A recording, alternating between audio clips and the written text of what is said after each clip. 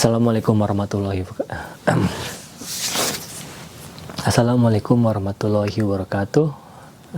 Berjumpa lagi dalam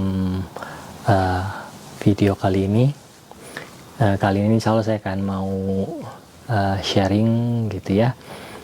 Mungkin sekaligus mungkin sekedar memberikan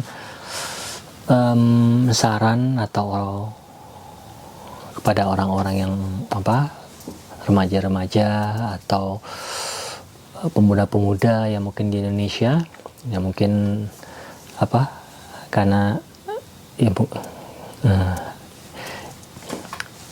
saran, walaupun juga belum tentu saran ini nggak untuk semua orang ya, jadi mungkin saran buat untuk beberapa orang yang kira-kira merasa cocok atau merasa butuh atau apa gitu.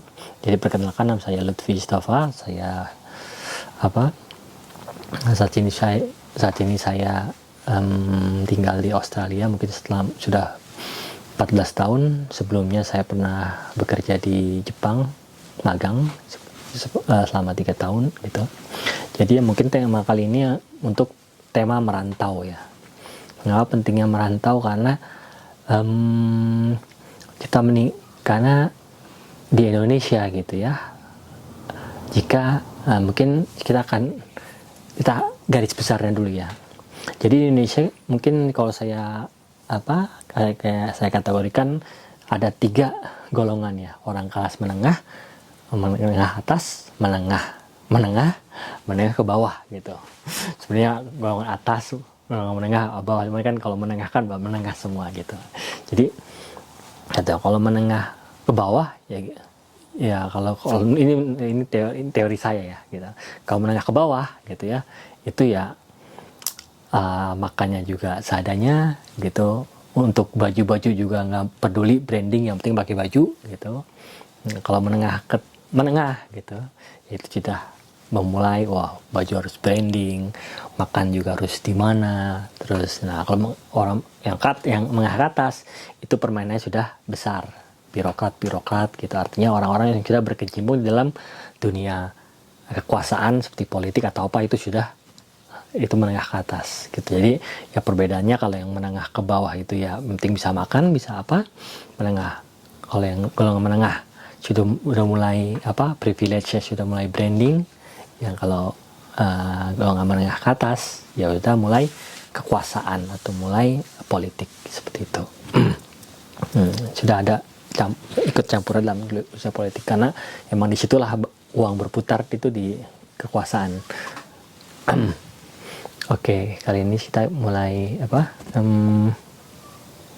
kita mau tentang apa tadi, tentang itulah makanya pentingnya merantau gitu ya, terutama untuk keluar negeri. Karena apa? Karena di negara kita ya sudah, bayangin saja 270 juta penduduk dengan kapasitas dengan keterbatasan kerja gitu. Walaupun orang bilang lebih baik kerja di negeri sendiri daripada kerja di negeri, tapi itulah jargon-jargon yang sebenarnya mengajak kita hidup dalam sebuah keterbatasan. Artinya kita hidup dalam inside the box gitu. Kita tidak berusaha keluar, melihat di dunia ini ada apa yang belum ada di Indonesia, teknologi apa yang belum bisa di Indonesia, itu kita nggak bisa ngeliat seperti itu gitu. Tapi kalau kita sudah keluar, sudah melanglang buana kemana, kita mengerti seginikah ketinggalan kita, seginikah ketinggalannya di negara kita gitu. Gitu. Kalau pengalaman saya ya seperti itu, yaitu bekerja di Jepang dan di sini di Australia gitu. Mungkin gitu ya, bagi pemuda-pemuda yang baru lulus, yang belum menentukan arahnya gitu ya, bisa bisa dicari gitu, ketimbang mungkin kamu atau nyari kuliah gitu ya, meminta orang tua pengen saja di Indonesia ya. Jadi ekonomi di Indonesia seperti ini, lulus SMA, kuliah, lihat uangnya dari mana? Dari orang tua gitu. Ya orang tua banting kerja sampai empot-empotan gitu ya. Buat bayar kuliah. Setelah kuliah lulus, nyari kerjaan susah. Well, ibaratnya ya sudah orang perekonomiannya itu dikeluarkan setelah lulus, nyari kerjaan susah gitu. Adapun yang gampang ya paling yang apa sekolah-sekolah yang apa sekolah-sekolah yang emang bagus gitu seperti ITB, UI itu juga beberapa ada yang masih sulit nyari kerjaan gitu.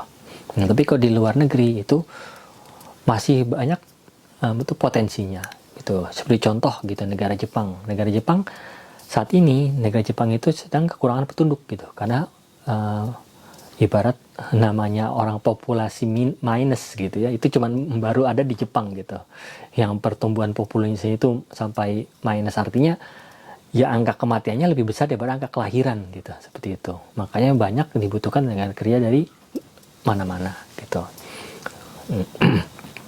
Tahu udah gitu, seperti itu. Itulah pentingnya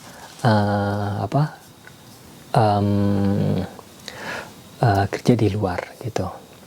Kalau mungkin mau mengambil sharing dari saya, ya waktu itu saya ikut pelatihan Jepang selama 3 tahun, setelah itu 2 tahun di Indonesia. Ya habis itu mungkin dapat ilham mungkin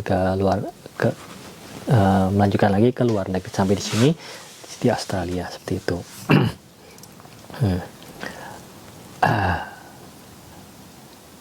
Oke, gitu aja mungkin sebenarnya ini cuman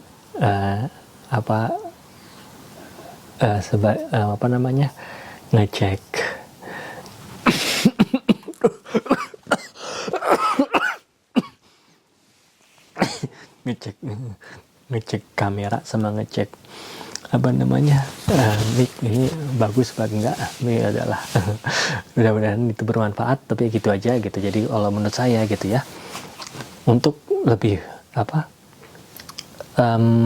ketika misalnya kita ketika keluar negeri, ini yang saya inginkan mungkin orang-orang yang sudah keluar negeri atau apa gitu ya. Jadi jangan lupa tujuan hidupnya gitu. Artinya apa? Jangan sampai melihat hijaunya dunia luar gitu ya. Contoh, sampai melupakan diri sendiri gitu. Contoh kalau ke Jepang, ibarat punya biasanya hidup susah, terus megang uang, akhirnya lebih banyak foya-foyanya, ya jalan, terus nongkrong di kafe atau maksudnya yang terus minum gitu ya, untuk yang muslim terutama ya, itu kan ya itu nggak baik gitu. Jadi kalau misalnya keluar negeri, ya kita lihatnya sebagai perjuangan, sebagai, kalau saya mengawali sebagai jihad, karena kebetulan jihad itu kan bagaimana, kok jadi nasihat ya. Oke. Kalau jihad itu kan bagaimana, yang dimaksud jihad adalah bagaimana kita membela gitu demi tegaknya agama Allah di bumi ini gitu. Ya contohnya dengan namanya menegakkan agama itu butuh modal. Butuh modal itu artinya kita butuh makan. Kalau saat ini kita nggak ada makanan, ya kita nggak bisa menegakkan agama. Maksudnya makanan buat keluarga, buat family, buat anak, buat adik, buat orang tua gitu. Kalau nggak ada seperti itu, berarti berarti kan namanya agama Allah nggak tegak gitu.